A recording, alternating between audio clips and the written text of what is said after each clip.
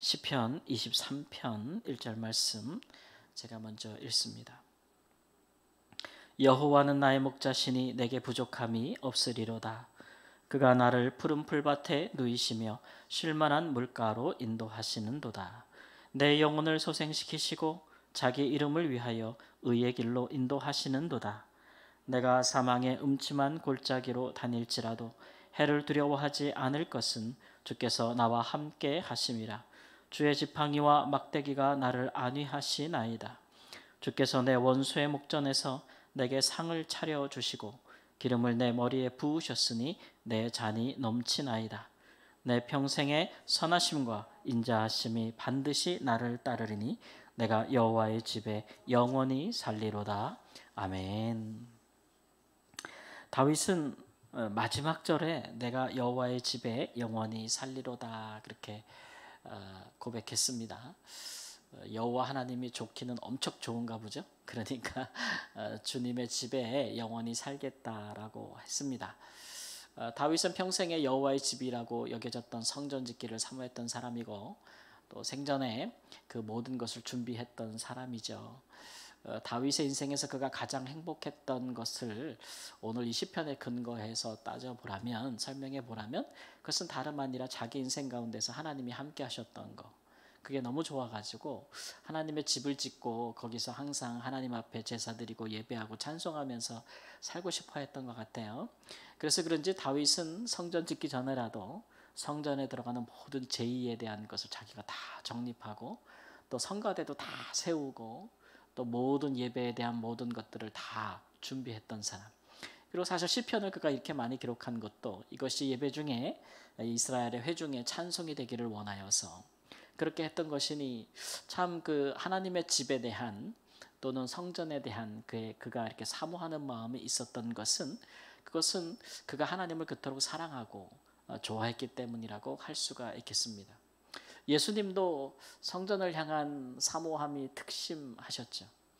물론 예수님이 사모했던 성전은 보이는 건물은 아니었고 예수님이 자기가 십자가를 지시고 부활하셔서 그를 믿는 자마다 성전될 것을 바라보시면서 이제 폐기가 용도가 폐기된 성전이 아니라 앞으로 새롭게 부활로 일어날 성전을 너무너무 사모하셔서 기꺼이 자기 자신을 드린 것이라고 할 수가 있겠습니다. 이렇게 하나님을 사모하는 사람들은 이제 하나님의 성전, 하나님의 집을 사모한다라고 말씀드릴 수가 있겠는데 특별히 다윗은 왜 이렇게 하나님을 좋아했느냐 그러면 뭐를 좋아했냐면 6절에 보니까 하나님의 선하심을 좋아했다. 그리고 하나님의 인자하심을 좋아했다. 이렇게 우리도 살면서 정말 선하고 이건 착한 거랑 좀 다릅니다. 선하고 선하다의 반대말은 뭐예요? 악하다니까. 악하거나 죄를 짓지 아니하시는 하나님의 항상 선한 일을 행하시는 하나님. 그 다음에 또 어떤 하나님이에요? 인자하신 하나님. 허물을 용납하시고 그죠? 죄를 사하여 주시는 그런 하나님을 너무 좋아했어요. 그러니까 하나님의 성품 중에서 다윗이 시편 23편을 보면 이 선하심과 인자하심을 너무너무 좋아했기 때문에 그가 평생에 자기 평생에 하나님의 그런 성품을 그가 경험하였고 맛보았고 그래서 이렇게 하나님의 집에 영원히 살겠다라는 노래를 지은 것으로 우리가 생각해 볼 수 있습니다. 앞으로 돌아가 보자면 이제 이런 마음으로 다윗은 고백하기를 두 가지의 이미지를 가지고 하나님의 선하신 모습 또 하나님의 인자하신 모습을 두 가지 이미지로 그리고 있어요. 먼저는 하나님의 선하신 모습은 이제 목자의 모습으로 그리고 있죠. 다윗은 자기가 양치기였으니까 양을 치는 목자들 중에서도 예수님도 그런 말씀을 하셨는데 선한 목자가 있고 이제 싹군이 있다 이렇게 말씀을 하잖아요. 받은 만큼 일하는 사람이 싹군인 거고 선한 목자는 그 이상으로 일을 하는 것인데 그러니까 차이점이 있다면 싹군은 이제 돈을 사랑하는 거고 선한 목자는 양을 사랑하는 거죠. 양을 치다 보면은 이제 양이 위험에 처할 때도 있고 또 맹수들 때문에 또는 길이 험하고 그래서 어려운 위험에 처할 때고 양을 잃어버릴 때도 있잖아요. 그런데 선한 목자는 그 양을 기꺼이 구해내는 그리고 심지어는 다윗처럼 맹수들이 물어갈 땐 쫓아가서 그 입에서 그 양을 건져내는 굉장한 헌신과 희생이 없으면 되지 않는, 양을 사랑하는, 또 한편으로는 이제 자기가 하고 있는 일에 대한 소명감을 가지고 있는 모습이라고 할 수가 있겠습니다. 그런 목자를 이제 선한 목자라고 하죠. 자기는 이제 선한 목자로 그렇게 양을 치는 일을 했고, 사실 하나님께서 그것을 이렇게 하나님께서 그것을 정말 보셨다는 거잖아요. 그래서 하나님께서 다윗을 부르시되 네가 양을 침같이 목자가 됨같이 내 백성을 기르는 목자가 되리라 말씀하셨잖아요. 그러니까 그 선한 목자로서 양을 인도하는 다윗을 하나님께서 귀히 보신 것이죠.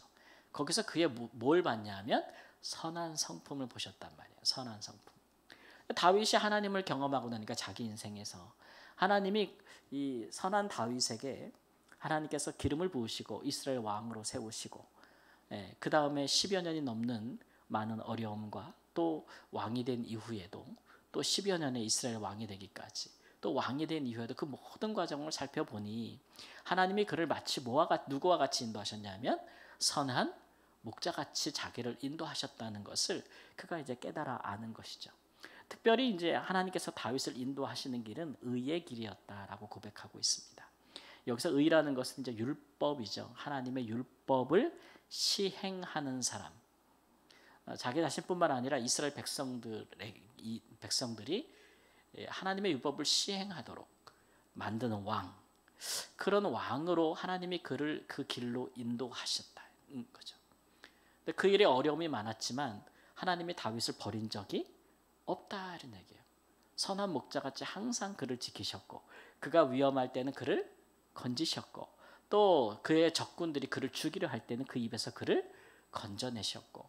그러니까 다윗의 시편에는 여호와는 나의 요새시요 반석이시요 피난처시요 산성이시요, 이런 말들이 너무 많은 것이 그런 까닭이죠. 그래서 정말 사망의 음침한 골짜기 같은 위험한 순간들이 많았지만 그러나 하나님이 그를 건지셨고 항상 지키셨다. 선한 목자같이. 그리고 그에게 또는 푸른 초장과 쉴만한 물가로 그를 먹이셨다. 필요한 것을 채우셨다. 이런 고백들을 돌아보면서 그는 마치 선한 목자 같다라고 말씀하고 있는 것입니다. 두 번째 이미지는 뭐냐 하면 5절에서 볼 수 있는데, 주께서 내 원수의 목전에서 내게 상을 차려주시고 기름으로 내 머리에 부으셨으니 내 잔이 넘치나이다. 이 말씀이 있죠. 이것은 이렇게 상상해 보시면, 이거를 이제 두 자로 말하면 환대의 모습입니다. 그러니까 어느 집의 주인이 자기에게 아주 귀한 손님을 초대하는 것이죠. 그리고 그 앞에서 아주 진수성찬을 베풀고 그 사람이 너무 귀해서 그를 사랑하여서 그에게 이제 기름을 이렇게 부어주는 겁니다. 이런 일들은 정말 귀한 손님에게만 할 수 있는 것이고, 그다음에 그 잔에다 뭐를 따라줘요? 포도주를 또 이렇게 열심히 탁 따라주는 거지. 그래서 이제 그때는 이게 정말 풍성한 잔치상을 베풀어 주는 것이죠. 뿐만 아니라 그를 극진히 대우해 주는 모습, 그를 환대해 주는 모습이라고 할 수가 있는데, 근데 이 집주인이 그것을 누구 앞에서 하느냐는 거예요.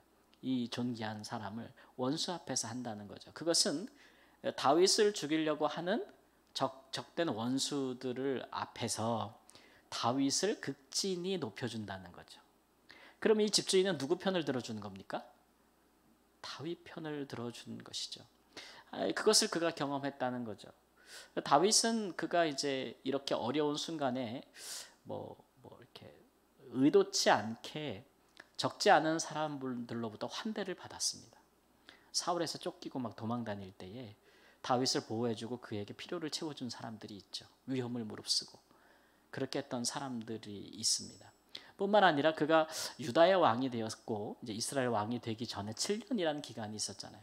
북쪽의 이스라엘은 사울의 10지파가 여전히 그 아들들이 또 군대 장관들이 있었고 자기는 유다 지파만을 통치할 때였는데도, 그랬는데도 하나님이 누구를 이기게 하셨냐면 다윗은 점점 이기고 사울은 점점 패하게 하셨잖아요.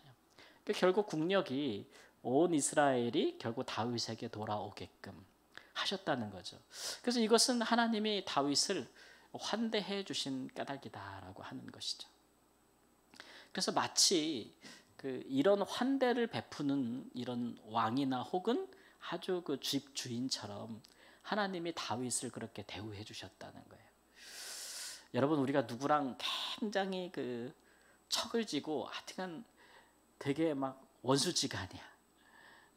죽고 아니면은 내가 죽지 않으면 저 사람이 죽어야 되는 그런 관계인데, 근데 이거를 해결해 판단할 수 있는 사람이 이 둘을 다 초대를 하는 겁니다. 그래가지고 내 편을 들어주는 거예요. 그 앞에서 나를 높여주고 나를 옳다 해준다면 얼마나 좋겠어요, 그죠? 그건 뭐 그냥 승리하는 거죠, 그렇죠? 하나님이 그렇게 다윗의 손을 들어줬다는 거예요. 이런 하나님의 환대하시는 모습을 보면서 다윗은 하나님의 인자하심을 느꼈다는 거죠. 인자하심.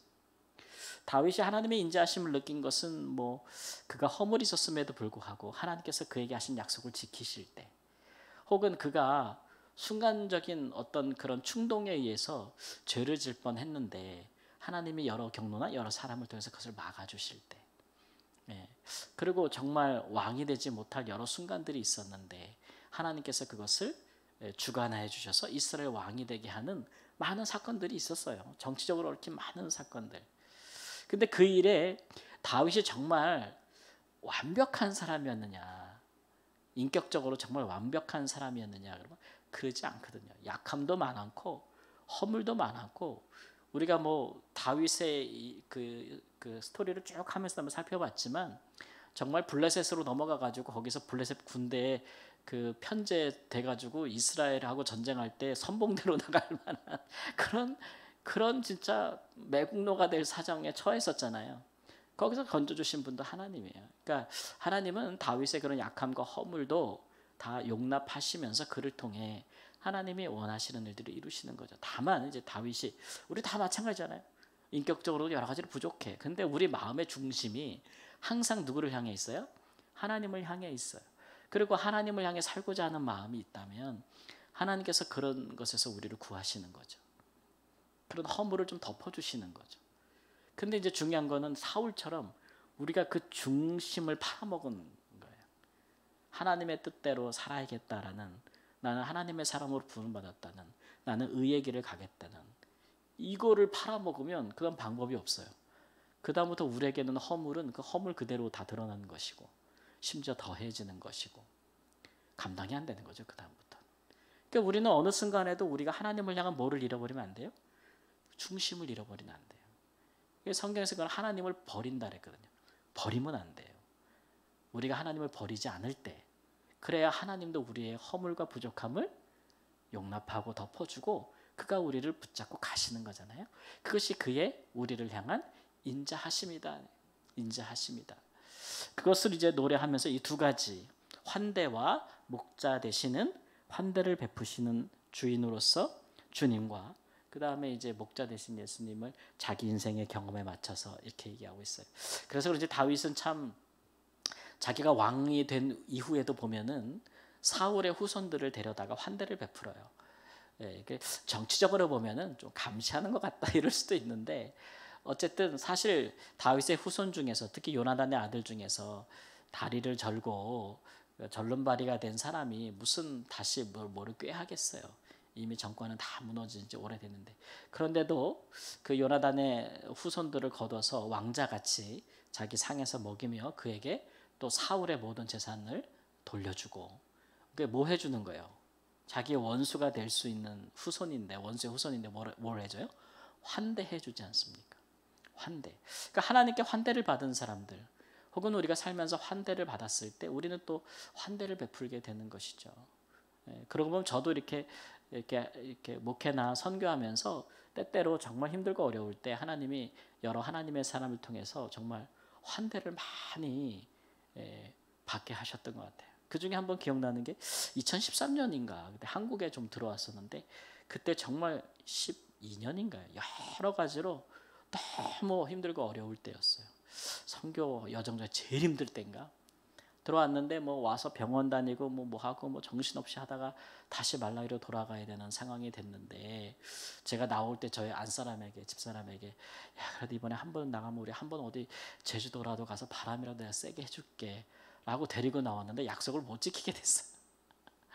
너무 미안하고 이제 일주일 뒤면 들어가야 돼. 근데 이제 어느 한 교회에서 일주일 앞두고 저보고 이제 와서 금요 기도회 이제 인도를 해달라고 하시더라고요.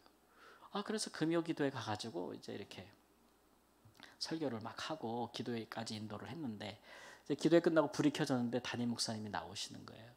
그러면서 담임 목사 하시는 말씀이 우리 선교사님 오셔서 이렇게 말씀 전하시고 기도하는데 제가 이렇게 기도하는 중에 하나님이 저한테 그 마음에 하나 무슨 생각을 하나 주셨는데 제가 말하면 여러분 박수 쳐주면 우리 선교사님 그렇게 위로했으면 좋겠습니다 이러는 거예요. 근데 그 목사님이 갑자기 우리 선교사님을 제주도 한번 보내줍시다 가정을.